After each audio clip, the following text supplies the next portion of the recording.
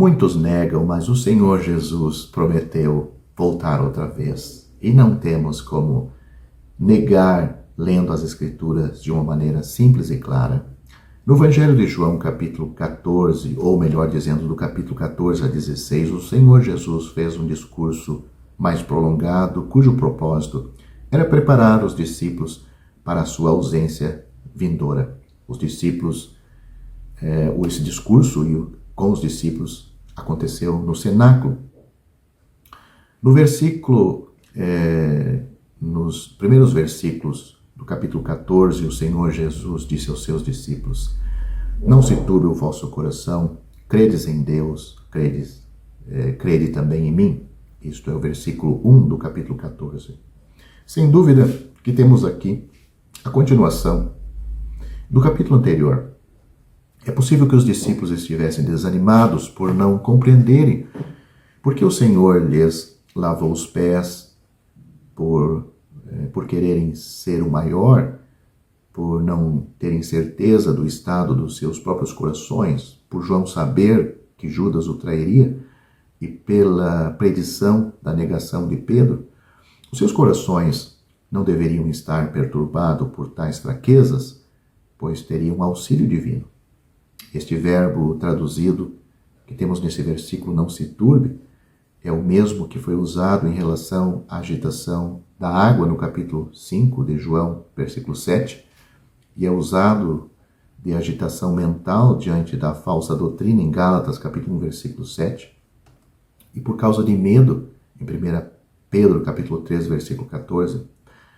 A palavra é usada do Senhor Jesus em João, capítulo 11, versículo 33, e no capítulo 12, versículo 27, e também no capítulo 13, versículo 21, embora, obviamente, não no sentido de agitação mental tão comum entre os homens.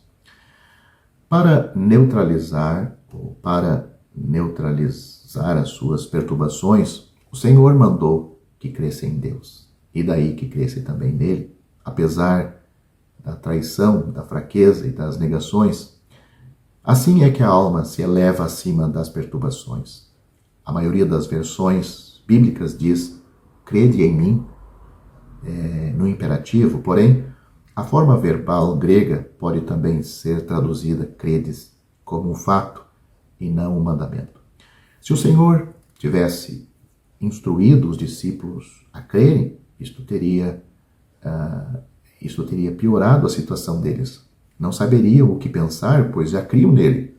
Cremos que o Senhor simplesmente indicou que a fé que eles tinham nele se elevava acima das fraquezas e das circunstâncias. A ideia parece ser: eu vou embora e vocês não podem me ver. Mas não se turbe o vosso coração. Credes em Deus, ainda que não o vejam.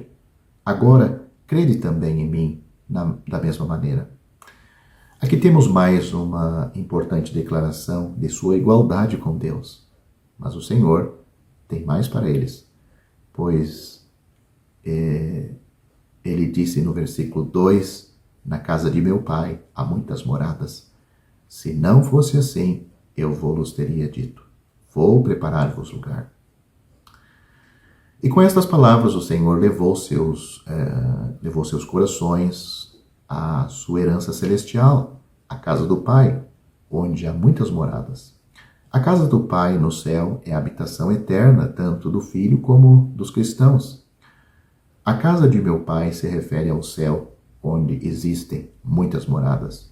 Há lugar ali para todos os redimidos. Se assim não fora, o Senhor vô-lo teria dito. Ele não os deixaria basear-se em falsas esperanças. Vou preparar-vos lugar pode ter dois sentidos. O Senhor Jesus foi ao Calvário a fim de preparar um lugar para os seus. É pelo seu sangue expiatório que os cristãos têm garantia de um lugar ali. Mas o Senhor também voltou ao céu a fim de preparar um lugar. Não sabemos muito desse lugar, mas sabemos que a provisão está sendo feita para cada filho de Deus. Um lugar preparado para um povo preparado. Não cremos que o céu esteja dividido em compartimentos, havendo cômodos para todos. O Senhor usa a linguagem e os conceitos típicos do Antigo Testamento. No Templo de Salomão, 3 fileiras de câmeras ou de câmaras foram construídas ao redor das paredes laterais do templo. Você pode ler isso em 1 Reis capítulo 6, versículo 6. E caracóis ligavam os 3 andares. Você vai notar isso no versículo 8 de 1 Reis capítulo 6. No templo, reconstruído depois da deportação, havia também estas câmaras para armazenagem, e pode ser lido em Neemias capítulo 12, versículo 44, e de modo semelhante no templo da visão de Ezequiel, em Ezequiel capítulo 40, versículo 7, e no capítulo 41, versículo 6, e também no capítulo 42, do versículo 1 a 13. E este último versículo, versículo 13, indica que deveriam ser usadas no serviço santo dos sacerdotes. O templo de Herodes também tinha as mesmas câmaras, conforme a história secular nos informa, embora o Novo Testamento não as mencione. Cremos que ao falar das moradas, o Senhor estava se referindo à disponibilidade e oportunidades de serviço fiel no céu para o seu povo. O Senhor entrou para comparecer por nós perante a face de Deus. É assim que está registrado em Hebreus capítulo 6, versículo 20, capítulo 9, versículo 24. Ele não foi preparar as moradas, mas preparar um lugar, isto é, o direito de todos os cristãos de entrar livremente, pois nos templos terrestres que já mencionei, todos os acessos eram barrados pelo véu, mas, pela sua morte na cruz, todos os salvos são aqueles que têm a liberdade de entrar. Os seus servos o servirão, diz Apocalipse capítulo 22, versículo 3.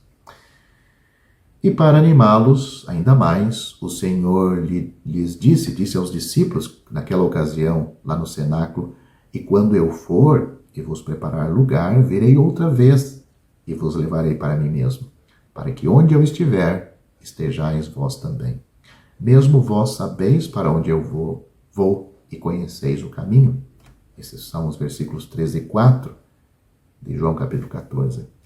Nesses versículos, o Senhor prometeu que viria outra vez para buscar os seus. E devemos distinguir entre esta vinda que se dará no arrebatamento a qualquer momento e a sua vinda em poder e glória, conforme Mateus capítulo 24, versículo 30, que acontecerá 7 anos depois da sua vinda no arrebatamento.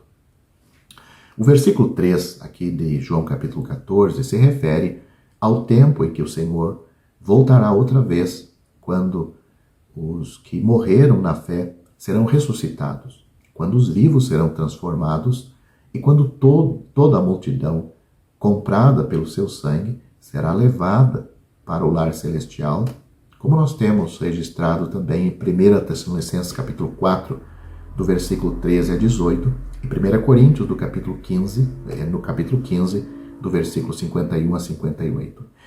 Essa é uma vinda pessoal e literal de Cristo.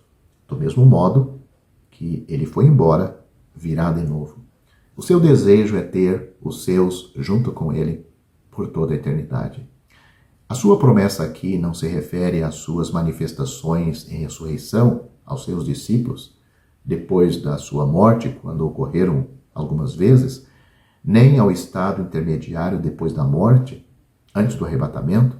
Antes, é a verdade que foi revelada a Paulo mais tarde pela palavra do Senhor.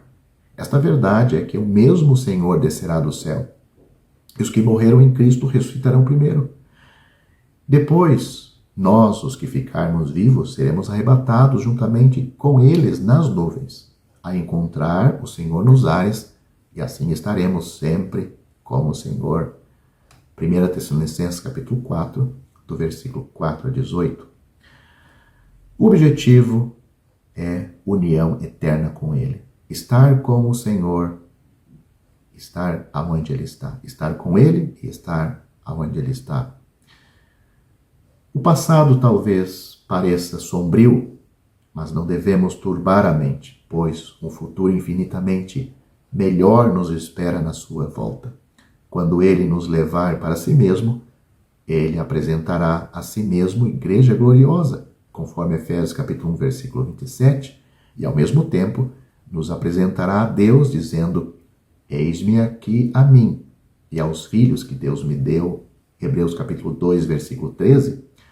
Além disso, os discípulos deveriam conhecer tanto o caminho como o destino final, pois estes aspectos da verdade não faltaram no ensino do Senhor Jesus a seus discípulos. Porém, esta observação revelou a persistente falta de conhecimento dos apóstolos, uma falta de conhecimento que prevaleceu até depois da sua ressurreição e do envio do Espírito Santo, apesar da clareza das afirmações do Senhor neste capítulo. É notável como Tomé parece sempre não entender direito. No capítulo 11 do Evangelho de João, versículo 16, ele sugeriu que deveriam ir a Jerusalém para morrer com o Senhor. Aqui, no capítulo 14, versículo 5, ele não entendeu o significado de o caminho. E no capítulo 20, versículo 25 de João, ele não acreditou que os outros tinham visto o Senhor. E no capítulo 21, versículo 2, ele não percebeu a necessidade de verdadeira consagração.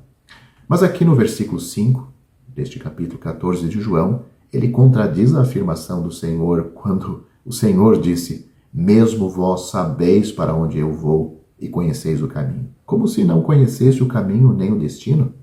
Uma falta de conhecimento como esta poderia ser esperada de um descrente, mas não de alguém que estivesse ouvindo o ensino do Senhor durante os últimos 3 anos. Depois de 3 anos ouvindo o ensino de Paulo, os efésios já estavam fortes na fé e no conhecimento.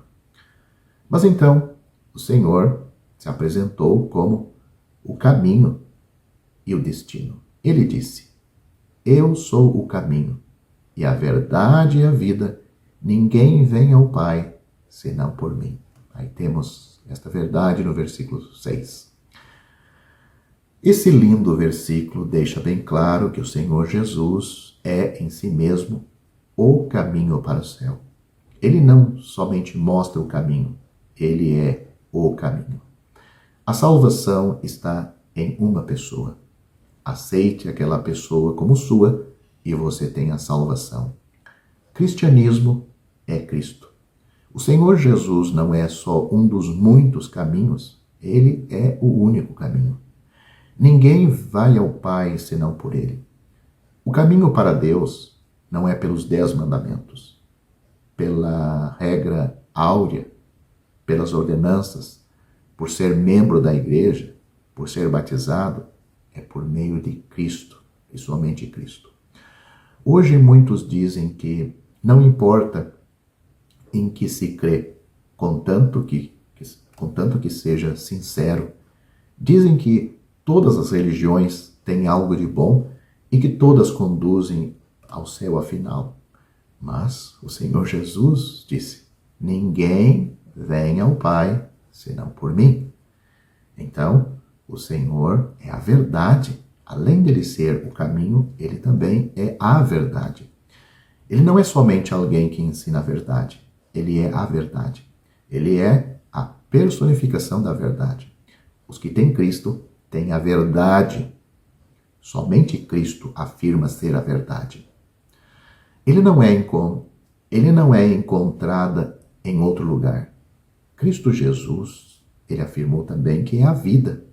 Ele é o caminho, ele é a verdade, mas ele também é a vida. Ele é a fonte da vida, tanto espiritual como eterna. Os que recebem têm vida eterna, porque ele é a vida. Como caminho, ele é o mediador entre Deus e os homens. O novo e vivo caminho, como afirma Hebreus capítulo 10, versículo 20, e o precursor, Hebreus capítulo 6, versículo 20, aquele que guia o seu povo como bom pastor. Este caminho deve ser contrastado com o caminho largo e espaçoso que leva muitos à perdição, à destruição. Uma vez que o cristão está neste caminho, então ele pode aprender a verdade que o liberta. Sem dúvida, o título A Verdade antecipa a pergunta de Pilatos, que fez ao Senhor: que é a verdade? Neste Evangelho de João, capítulo 18, versículo 38. Certamente este caráter do Senhor se contrasta com a mentira, o homem do pecado, em quem os homens crerão no futuro. 2 Tessalonicenses, capítulo 2, versículo 11. Somente o salvo pode conhecer o Senhor como a vida, pois nele está a vida. A vida é ativa, e em Cristo o cristão cresce e manifesta aquela vida, pois deve ser manifesta na nossa carne mortal, como afirma o apóstolo Paulo em 2 Coríntios capítulo 4, versículo 11. Este caráter essencial do Senhor está em contraste com o homem do pecado, o anticristo, que será consumido e destruído em 2 Tessalonicenses capítulo 2, versículo 8. Somente através do Senhor Jesus, assim manifesto, é que o homem pode vir ao Pai e permanecer com o Pai. Somente ladrões e salteadores tentam usar outros meios, que os homens religiosos sem Cristo tanto apreciam. Porém, o Senhor conhece quem são os seus, e os seus conhecem o seu Senhor e o ouvem e o seguem.